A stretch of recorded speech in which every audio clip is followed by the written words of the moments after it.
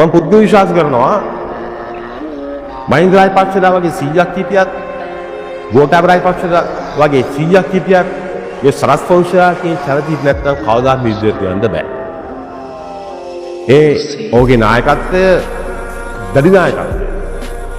ඒකලා කියලා තිබ්බා බාලසිංහ ඇන්ටන් බාලසිංහ ප්‍රභාකරන් වගේ සෙන්පතියෙක් නායකයෙක් යුද්ධ හමුදාවට එනකම් මේ යුද්ධ දිනන්න බෑ කියලා. ඇත්තටම කතිය බලනකොට ඒ දෙන්න සමානයි කියපුවම මේ ජාති ගුණයි හැසිරීම සහ කමන්නේ කොට මරා මෑන්ටයි තියෙන සාම දරු චරිත. ඉතින් එහෙම නැත්නම් මේ යුද්ධ දිනන්නත් බෑ. මේ හොඳ චරිතවලට දිනන්නත් බෑනේ යුද්ධ. ඉතින් ෆීල් සරත් ෆොන්සේකා කමතුමාගේ තිබ්බේ ඒ හමුදා ගුණය හමුදා නායකත්ව තුළ හැකියාව ලැබුණා හමුදාව යුද්ධ සඳහා යුද්ධයට අල්ලු කරලා ජයග්‍රහණය කරනවා. මම හිතියා පළවෙනි දැස්වීමේදී එතුමා කතා කරනවා යාපනයේ ඇවිල්ලා. මොකද යාපනයේ මම හිටියේ.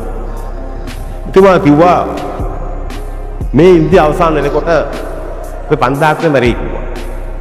ඇත්තම කියනවා මගෙත් කෙනෙක් වුණා. 5000ක් මරනකොට අපි වෙලාවෙ අපි ගලන්න අමාරුයි.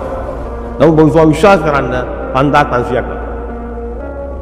එතුමාට ඒ තරම් හැකියාවක් තිබුණා මේ යුද්ධය ගැන මේ එස්ටිමේට් කරන්න මොකද වෙන්නේ කියලා හිතන්න කලින්.